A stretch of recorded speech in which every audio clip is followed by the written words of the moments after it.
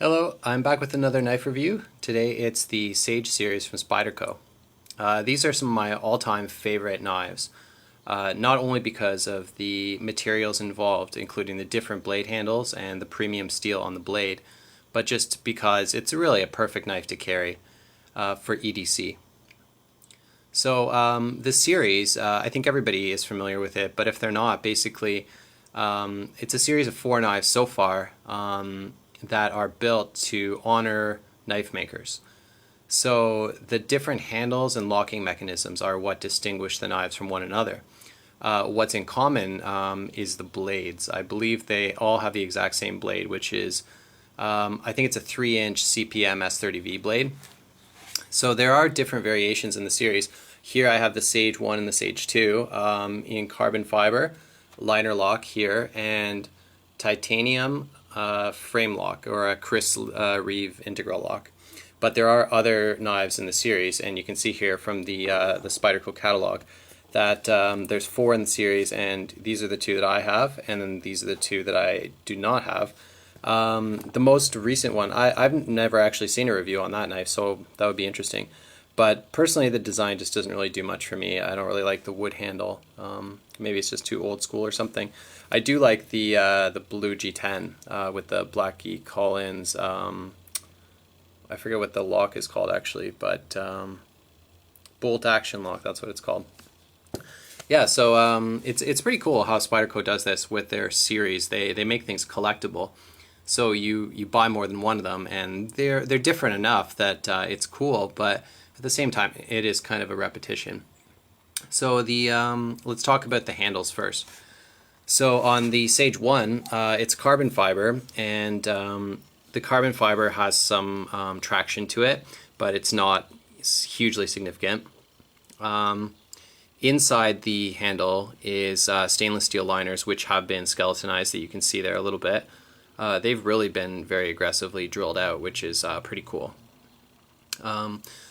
The locking mechanism is a liner lock, and this is a great liner lock actually. It's my favorite kind of lock, and the knife opens really fast. That's sort of getting ahead, but you see it's got good engagement there on the blade. So I don't think there's any danger of this lock failing, and I think lock failures are pretty overrated in general anyways. The construction is pillar. So it's very easy to clean the knife out, which I probably should have done before the review, but this is real life. So yeah, it's just the handle is outstanding. As well, you have a double choil here, so you can sort of choke back on the blade and get a little bit more reach on it, or you can choke forward and use the jimping top and bottom to do more precise cutting. So that is the Sage 1. Let's talk about the Sage 2. And you'll see that the handle shape is pretty much the same as far as I can detect anyways. Again, you got the double choil there. It fits nicely in the hand. It's very comfortable to use. I could see if you had like a lot of stuff to cut up with this knife, you would be very comfortable doing so. Again, it's the pillar construction. And this is really the first titanium knife that I've handled for a length of time. I've played with it in the store and stuff like that, but having it in hand, it's pretty cool. The titanium is very smooth, and you'll notice that it feels cool to the touch, like a lot of metals do, I guess. Today is actually quite a warm day in Vancouver, and this knife has just been sitting around all day, mind you. It's not been in the pocket, but it's very cool to touch it. It feels like it just came out of the refrigerator or something. So the lock, that's the next thing to talk about. This is the Reeve integral lock, or the frame lock, which I know a lot of people are pretty wacko about the frame locks. I haven't quite figured that out, but I think it's because the Sebenza knives are such a holy grail. So many people sort of dream about owning them, and they and they kind of psych themselves up into thinking that titanium frame locks are the be-all and end-all. And I don't really know if that's true or not, but I do like the simplicity of the design. It's pretty cool how part of the handle actually sort of slides over to lock the knife closed, which is cool, and it's different than a liner lock because the liner is inside the handle, and I mean it's thinner, and it's different. I prefer the liner lock, I have to say that. I think that the Sage 2 is beautiful. It's sort of silver on silver. You've got black on black from time to time, such as our good friend, the Paramilitary 2 here. But it's pretty rare actually to see this color combination. Well, I shouldn't say that. There's stainless steel handles and that sort of thing. But I guess where the titanium shines, aside of being just a premium material, is that it is lighter than stainless steel. So despite the fact that this is a metal handle, it doesn't weigh significantly more than this knife. I think it weighs, the Sage 1 is 3.3 ounces and the Sage 2 is 3.5. So for having a metal handle over a composite, basically plastic, or, well, I guess carbon fiber is not plastic. I don't really know what it is, honestly, but it's light. But to have a metal handle by comparison to something else and not have it weigh significantly more really speaks to the value of the material involved. So let's talk about the pocket clip now, because it's another feature that's pretty unique to these knives. It's the paper clip pocket clip, I guess you would call it. And this knife buries like really nicely in the pocket. I don't have a pocket to show you, but you can see how deeply it would carry. You know, you've got about that much sticking out, which is pretty cool. And I find that this is very low profile actually. You don't really notice it in the pocket. It rides very nicely. It's sort of that perfect balance of just deep enough but not too deep kind of thing. So the clip is the same on both knives. The difference is on the Sage it's sort of a dark gray metallic color, and on the Sage 2 it's a sort of a lighter metal color, I guess. So I've got this piece of note card here, so let's just do a cut test and see how sharp it is. This one's not my knife, but I'm assuming it's going to be fairly sharp if I know the owner well enough. So yeah, that's pretty much like a laser beam through the note card here. And the Sage 1, same thing, nice and sharp. So let's talk about the blade now. The blade is the same on both, so this should be pretty fast actually. So I would call this a leaf-shaped blade, and I think it's pretty much perfect. It's basically my favorite shape. You've got the jimping on the top there, and also the jimping on the bottom, which is amazing. It just locks in the hand pretty much perfectly, so you can do precise cutting. Bring back our good friend Mr. Note Card here, and you see what I mean. It's pretty nice and easy to do detailed cutting with that. You got the spider hole here. It's not as big as the hole on the military and the paramilitary. I think you can see that that hole is significantly bigger. So perhaps if you're using gloves or something like that, something like this would work better than that. But I think that the spider hole works well with gloves in general. So, you know, but this is more of an EDC knife. That's something to keep in mind. It's not really meant for, you know, tactical or field use, I would say.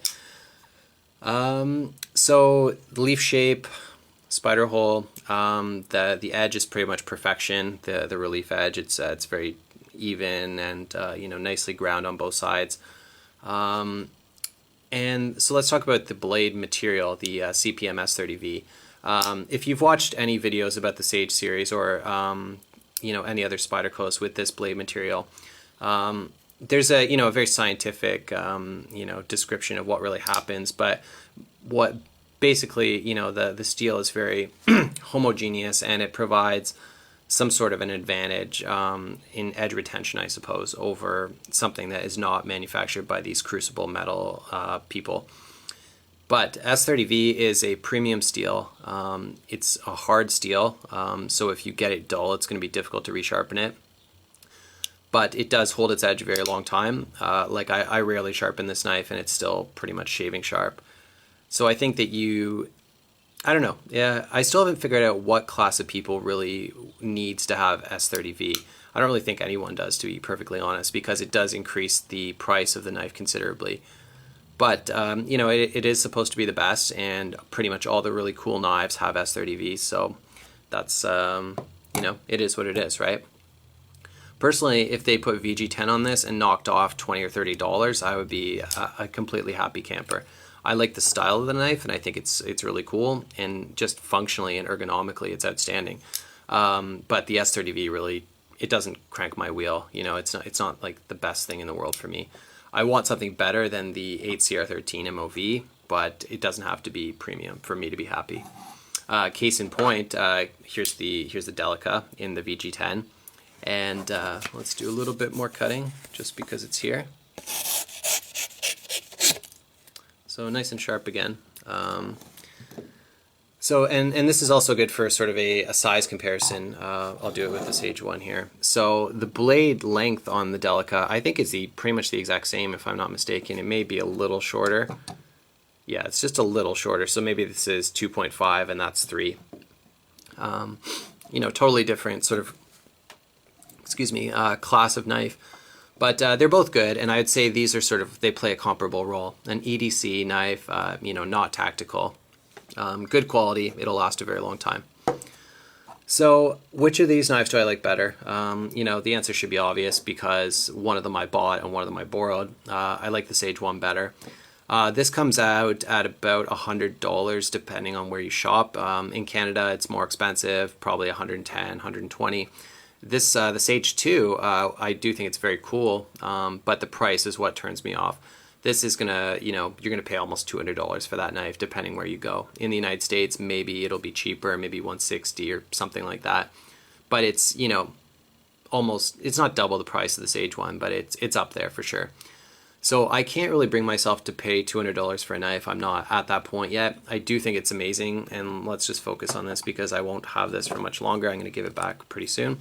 But it's a great knife for sure. Like, this is beautiful. And I personally am not a Sebenza, you know, nut. I've never owned a Sebenza. I've never owned a Chris Reeve knife. I actually do have one in the inventory right now to review, and I'm still sort of forming my opinions about that. Maybe I'll do a comparison video with this later. But in terms of value, like, this is literally like half the price of the small Sebenza, and I think it's, well, I don't think, I know it's the exact same materials, S30V and titanium frame lock. So I don't know why you would pay double for something when you can get basically a really good, it's not just the materials that we're talking about, but ergonomically and quality-wise, this is just outstanding. So I think Spyderco, you know, hit a home run with this series. Let's just talk about the speed of deployment. I'm able to open the Sage 1 easier. Maybe I'm just more comfortable with the liner lock, and I don't know, it's my knife, so maybe I have a better feel for it than the Sage 2, but for me it's faster. Let's try this one a couple times here. This one's fast too, I'm not saying it's not. Something I noticed actually is when it locks up on the Sage 1, it has a very, very satisfying sound, so I'll just do it slowly so you can hear it, and I'll shut up here. Did you hear that? There's a double click, which I think is pretty cool. I don't know if the Sage 2 does that. Let's give it a listen here. Yeah, same thing, double click. So when they lock up, they just have a very like satisfying sound to them that other knives do not. So, you know, closing remarks I would say is, you know, are these knives a good value? It depends who you ask. If you're talking to a Chris Reeve knife fan, Sebenza fan, this is obviously a good value because, you know, you basically get the same thing for half the price. For me, $200 is still too much to pay, but I may change my mind on that in the future. The Sage 1, I think, is better in terms of value. There's not a lot of people out there who are going to buy $100 knives. That's just a fact. But if you are, and you're looking for sort of the perfect EDC knife, I think you're looking at the right video. You won't be disappointed. I highly suggest you at least handle these knives in the store and pick your favorite one. There's and this is something that Spyderco does so well, is they develop a series, or, you know, even with the Delicas or the Enduras, they put different handle colors on there, and you know, same thing here, the handles are different. And these guys are masters of marketing, and it's not hype either. Like, everything is different and valuable in its own way, but they make you want to buy the whole series.